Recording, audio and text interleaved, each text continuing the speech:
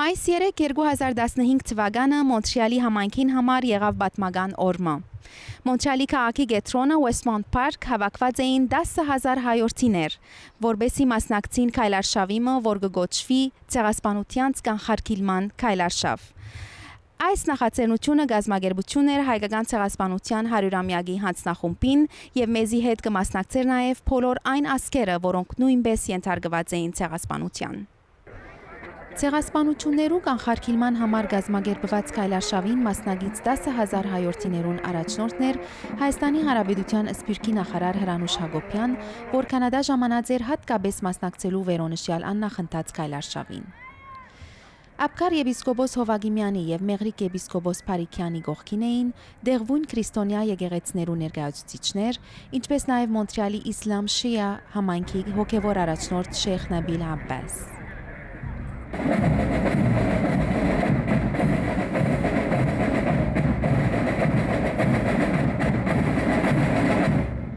Փողերախումբին եւ հայ սկաուտներու դողանցող շարքերուն կհետևեին Մոնտրեալի քաղաքապետ Դենի Կոդեր, Լավալի քաղաքապետ Մարկ Դեմերս, նախարար Հրանուշ Հակոբյան, տեսփան Արմեն Եգանյան, Ազատական գուսակցության ղեկավար Ջասթին Տրյուդո, Բլոկ Քեբեկուա գուսակցության նախկին ղեկավար Ժիլ Դյուսեփ,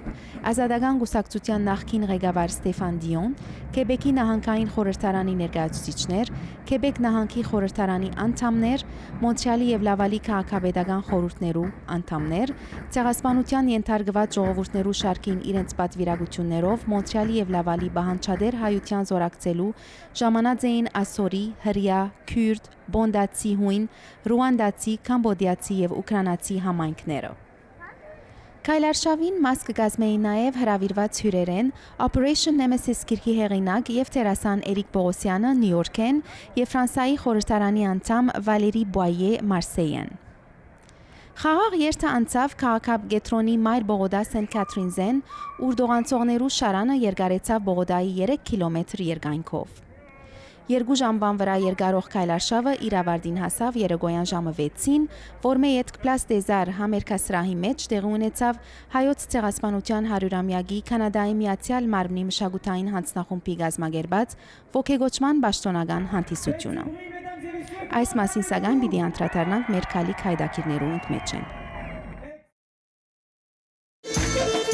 Հարգելի բարեկամներ, այս տարվա Հերմեսը տեղը պիտի ունենա 27-ին Կավալիա տեղանքում կազմակերպությամբ Սուրբ Գևորգ եկեղեցու հոգաբարձության կողմից իմ տրամադրությունը բարձր է, եկեք բոլորս միասին մի համով գեղեցիկ հայկական օր անցկացնենք։ Կարոտել եմ ձեզ ու կարծում եմ, որ մի լավ երեկո պիտի անցկացնենք, ուրեմն հունիսի 27-ին շաբաթ երեկոյան ժամը 8-ից սկսյալ Կավալիա տեղանքում սպասում եմ ձեզ մեծ սիրով եւ ուրախությամբ։ Շնորհակալ եմ։ Համասկային հայգրտական եւ մշակութային միության սանահին մասնաճյուղը կներկայացնե Նարեկ Դուրյանի երգիծական մենախոսությունները։ Շաբաթ 16 մայիսի երեկոյան ժամը 8-ին տեղի կունենա C'est la vie ներկայացումը եւ գիրագի 17 մայիսի երեկոյան ժամը 7-ին տեղի կունենա Coma Nostra ներկայացումը։ Սուրբ Հակոբ վարժարանի Պաստրմաջյան սրահեն ներս։ Դոմսերու համար հեռացայնել Նորա Գյուրիլյան 514 850 կամ Անի Կարակաշյան 514 297 1534 թիվերուն մուտքի նվերն է $30։ Արարատ բնակարաններ Բնակարան հadouk սպասարկություններով ոսկյա դարիքի համար, ինչպես էլեկտրականություն, չերուցում եւ դակչուր, հերացան եւ հերադեսիլի գայան, փաղնիկ հadouk սարքավորված, բադշկամ, հadouk պահարան հավելյալ ապրանքներու, ձուխի աստանշան, շաբաթական 7 ջաշ, հսկողություն 24 ժամ, մուտքը հսկված, ընկերային սրահ, համայնքային եւ ընկերային ցերնարկներ։ Մանրամասնության համար հեռացանել 450 687 62 TV-ին, հասցենե 5025 Chemin du Souvenir Laval։ Տեղերը սահմանափակ են։ Troisième tournoi de golf annuel bénéfice. Le 18 juin 2015, Club de golf Sainte-Rose. Les bénéfices iront à la Fondation Centre de cancérologie Charles Bruno et la communauté arménienne de Surp Kevork. Pour réservation, appelez Mosik Topouzian à 450-688-6795 ou écrire à mosik@surpkevork.ca. Մոնտրեալահայ քաղուտը հոգեգան սպոպանքի բահմը ապրեցավ 20 ապրիլ 2015-ին Սեն Ժոզեֆ մայր դաջարի մեջ, ուր 3000 հայ եւ օդար հավատացյալներու ներկայությամբ մատուցվեցավ միջեկեղեցական արարողություն նվիրված մեծ եղերնի նահատակներուն։ Գազագերբությամբ հայաստանյաց արաքելական, հայ գաթողիկե եւ հայ ավետարանական եկեղեցիներուն եւ մասնակցությամբ միջ Մոնտրեալի գաթողիկե եկեղեցվո առաջնորդին, Մոնտրեալի անգլիկան եկեղեցվո, Անդիոքյան եկեղեցվո, Ասորի ուղապար եկեղեցվո, Անդիոքի հույն ուղապար եկեղեցվո, հույն գաթողիկե եկեղեցվո եւ ռոմանական ուղապար եկեղեցվո։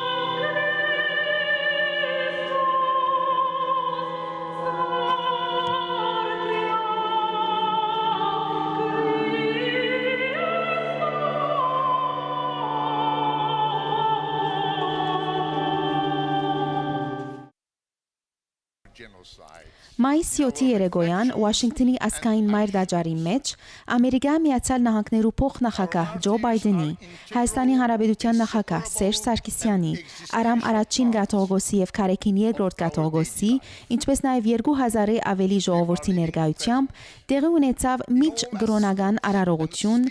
ուր նորին սուրբ օծություն դերդեր Արամ առաջին գաթողիկոս իր խոսքի մեջ ըսավ։ Եթե նույնիսկ ցեղասպանություն փարը միջազգային օրենքի փարամետրքին մաս չէր կազմեր 1915-ին, ապա այն, ինչ պատահեցավ հայ ժողովրդին Օսմանյան թուրք կառավարության կողմէ, ցեղասպանություն էր իր նպատակով եւ իր մեթոդներով, այլ խոսքով ոչիր ընդեմ մարդկության։ Indeed, our martyrs are the blood of our church and the sustaining power of Armenian life. Second, in commemorating and remembering of our martyrs, we remind the world the sacred legacy of our martyrs. In 1915, a well-planned and systematically organized genocide took place against the Armenian people. Today, some people may, for geopolitical reasons, refer to it as a great tragedy. Others may depict it as massacre and simply as relocation because of wartime. But what happened in 1915 was a genocide. Even if the term genocide was not yet part of the vocabulary of the international law, what happened against the Armenian people was, by its very intent and method,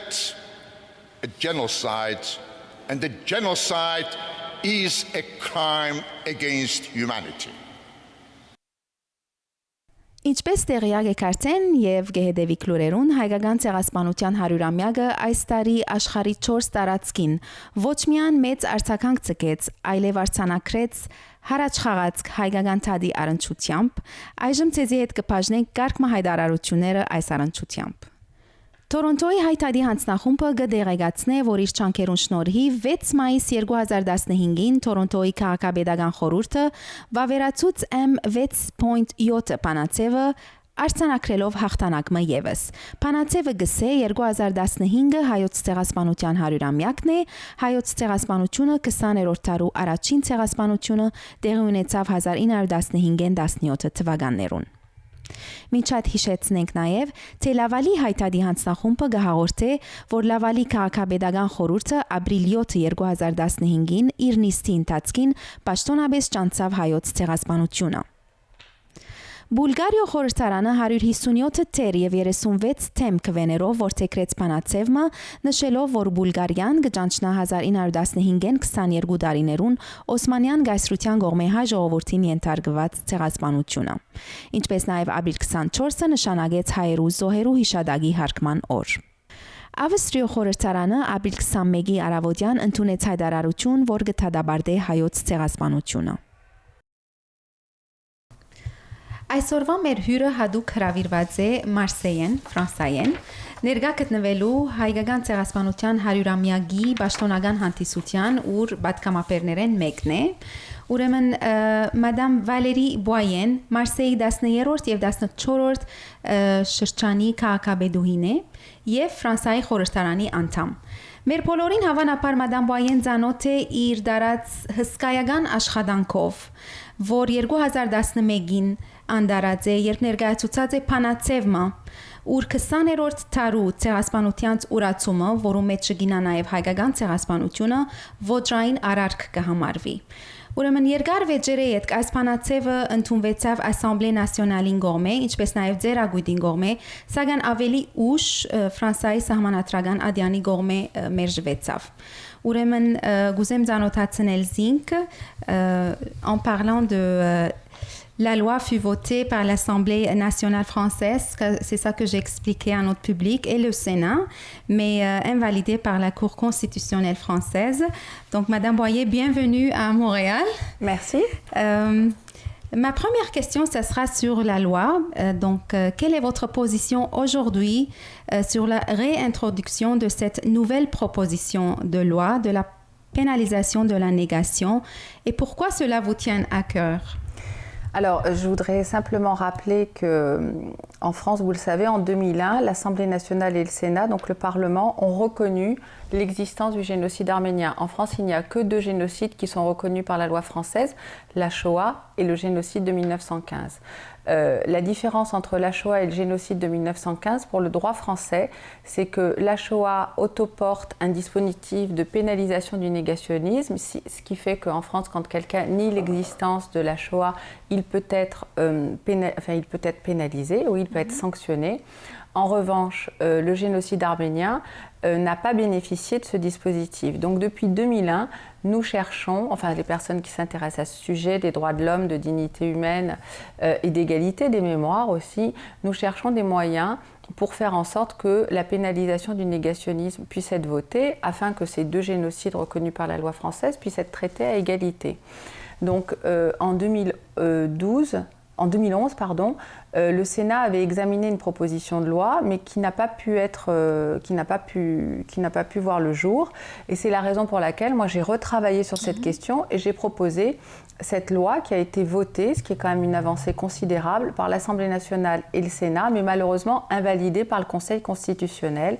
au motif que ce texte de pénalisation entravait la liberté d'expression. Donc, j'ai réfléchi à cette question et j'ai travaillé cette question avec 2 avocats extrêmement connus en France, donc Maître Bernard Joannon, qui a été un des associés de Robert Badinter, et puis Sevak Torossian, qui est un avocat pénaliste. Et donc nous avons réfléchi à un nouveau texte et j'ai déposé en 2014 une nouvelle proposition de loi. Alors cette proposition de loi, elle est très nouvelle, elle ne s'intéresse pas du tout à la liberté d'expression, mais elle considère que que la négation, c'est l'accessoire ou le prolongement du génocide et des crimes contre l'humanité. Donc c'est la raison pour laquelle je les ai traités ensemble. Moi, je voudrais simplement vous citer l'historien Yves Ternon, qui est très connu des Arméniens, qui dit que dans son ouvrage qui s'appelle « Du négationnisme, mémoire et tabou », il dit que la négation est tissée avec le génocide. En même temps qu'il prépare son crime, l'auteur du génocide met au point la dissimulation du crime. Et c'est la raison pour laquelle j'ai voulu traiter ces deux sujets ensemble. Et donc, dans la proposition de loi que j'ai déposée, j'ai prévu de traiter le négationnisme comme un délit contre l'humanité et non pas comme un abus de la liberté d'expression. Donc, ce qui est très nouveau en droit. Donc, c'est pour ça que j'ai souhaité renforcer la législation en adoptant des dispositions qui trouvent leur place dans le code pénal au chapitre donc, des atteintes à la personne, en traitant le négationnisme comme un délit. Et c'est ça qui est nouveau. On n'est plus dans la liberté d'expression, on est dans le délit. Donc, moi, je cherche à faire en sorte qu'il y ait une nouvelle qualification du négationnisme. Donc, comme je le disais tout à l'heure, ce n'est pas un simple abus de la liberté d'expression, mais c'est une infraction qui s'inscrit dans le prolongement des lois et des conventions dans le droit français pour créer ce délit contre l'humanité, en fait. Très bien. Alors, pourquoi ça me tient à cœur? Excusez-moi, ça me tient à cœur parce que c'est un problème de dignité humaine. C'est un problème de droits de l'homme, c'est un problème de justice. Ça, c'est pour la partie juridique. C'est vrai que la France, c'est la patrie des droits de l'homme. Et je pense qu'à la fois pour le droit français, il est normal de traiter les deux génocides à égalité. Et puis, la parole de la France compte encore dans ce domaine. Donc, je crois que c'est important qu'on arrive à être sur cette question des génocides et de la pénalisation du négationnisme en cohérence. Et puis c'est un problème aussi malheureusement d'actualité, puisque aujourd'hui, au même endroit, par les mêmes personnes, par les mêmes bourreaux, il y a encore les mêmes victimes. Et on ne peut pas,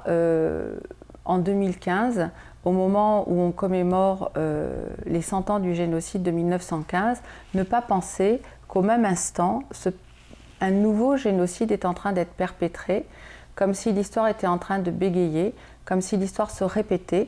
envers les chrétiens d'Orient qui sont massacrés par l'État islamique, qui sont quasiment éradiqués de cette terre qui est la leur, puisqu'ils étaient là bien avant l'islam. Donc il y a les chrétiens, il y a toutes les minorités, comme les yazidis et aussi des musulmans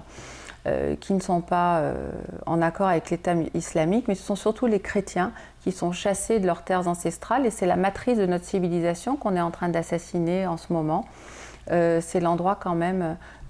où la civilisation humaine est née, et ensuite après la civilisation chrétienne, puisque c'est le seul endroit du monde où on parle encore la langue du Christ, où on parle l'araméen.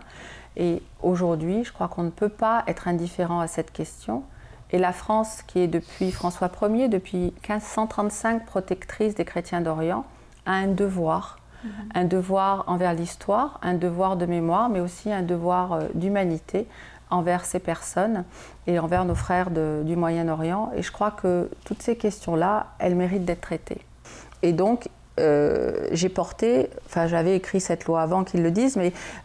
donc ce texte a été porté par moi à l'Assemblée nationale. Ça fait 3 ans que François Hollande est élu et je ne vois rien qui arrive. Donc c'est la raison pour laquelle, moi, quand j'ai écrit cette loi, je lui ai envoyé à lui et à tous les partis politiques, d'ailleurs, pour qu'elle puisse être mise à l'ordre du jour de notre Assemblée. Et j'espère que ce sera le cas, parce que je ne comprendrai pas qu'on commémore le génocide de 1915 et qu'on n'aille pas au bout du processus juridique qui doit être le nôtre, et en plus qu'on ne tienne pas nos promesses. Donc pour moi, c'est très important. Est-ce qu'il y a beaucoup des Arméniens en Marseille? Oui, il y a une forte population arménienne, enfin des Français d'origine arménienne, puisque ça fait la 3e génération. On dit qu'il y a 10% de la population marseillaise qui est d'origine arménienne. Wow. Donc c'est une très belle communauté. Et puis ce sont des Marseillais particulièrement engagés dans la vie publique à Marseille, mais c'est ce que je disais tout à l'heure. En fait, moi je ne parle pas d'Arméniens, mais je parle de Français qui ont des origines arméniennes, parce qu'ils sont, je vous dis, 100% Français et 100% Arméniens. En même temps, c'est vrai. En même temps, voilà. Très bien, Madame Boyer, donc merci. Merci à vous, merci de votre accueil, merci de votre intérêt. Հայկական ցեղասպանության 100-ամյակի ամբողջ միջոցառումները կարելի պիտի չլար հաջողցնել, եթե մենք չունենայինք հայ համայնքին նեցուկն ու միասնական ուժը։ Համասկային հայ գրթական եւ մշակութային միության թեյ սուրճ եւ գարցիկներ ագումբը վերջերս մայիս 7-ին ունեցավ ցերնարկը նվիրված նահատակ հայ քրողներուն։ Սույն ցերնարգին ասմունքեց Վարդգես Կյուպելյանը Ավետիս Ահարոնյանեն հարկանք քեզ գդորը։ Ուրեմն մենք այսօր պիտի փակենք մեր հայդակիրը սույն բանաստեղծությամբ նվիրելով ցեզի շատ սիրելի հայ համայնք։ Ցտեսություն եւ բարի օր ձեր բոլորին։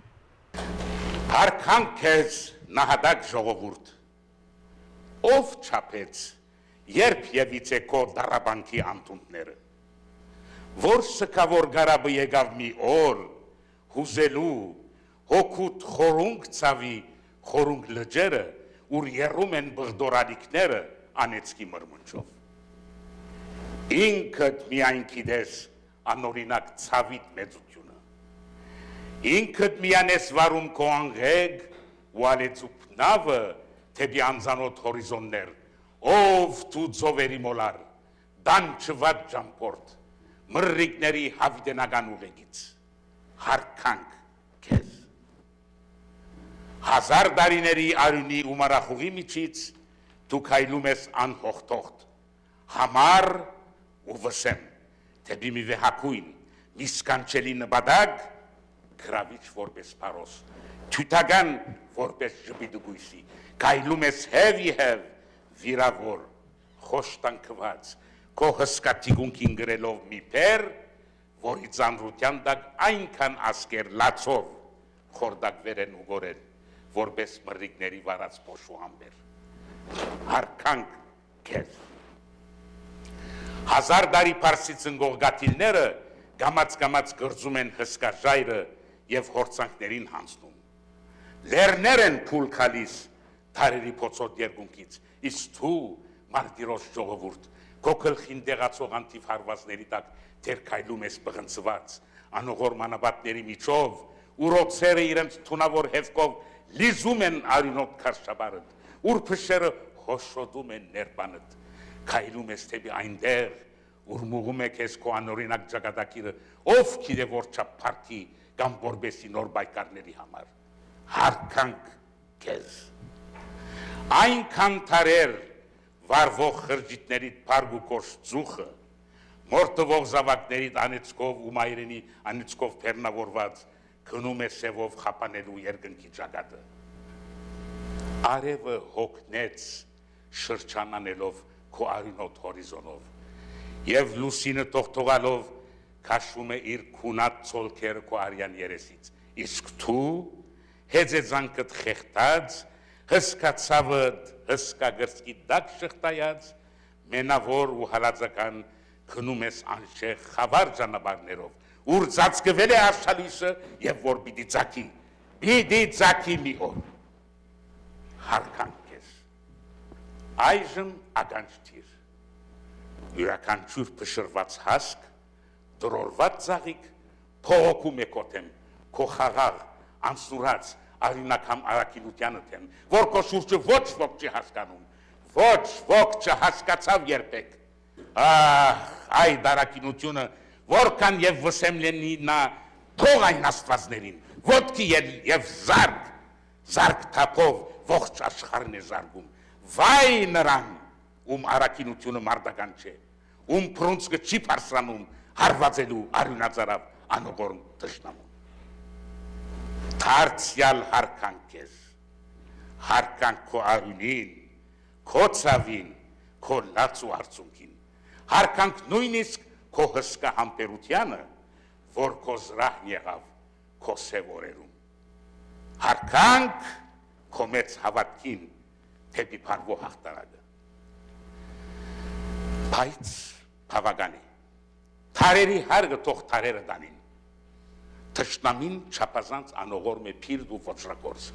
եւ որբեսի համբերությունը շարունակի առաքինություն մնալ, վեր գաց ու զարկ ուշքին, եւ թող 1000 տարիների մերելների ոսկորները թողան հարվածների ճամտից, զարկ երբ հալածում են քեզ, Զարկ, երբ փակում են քո փառավոր ընթացքը, զարկ, երբ մերժում ու հեգնում են քո բարձրած ցերկը, զարկ շարունակ, մինչև գարմիր ոչրի նողգանի կրքիչը խեղդվի, մինչև արդարության ու ճշմարտության վսեմ կորձը հաղթանակի։ Եվ այն ժամանակ հավատա նահատակ ժողովուրդ, արյունարփուտ թշնամիտ անգամ ձունկ կչոքի ու գոչի, հարկանք քեզ։ Ահարոնյան սիրելիներ,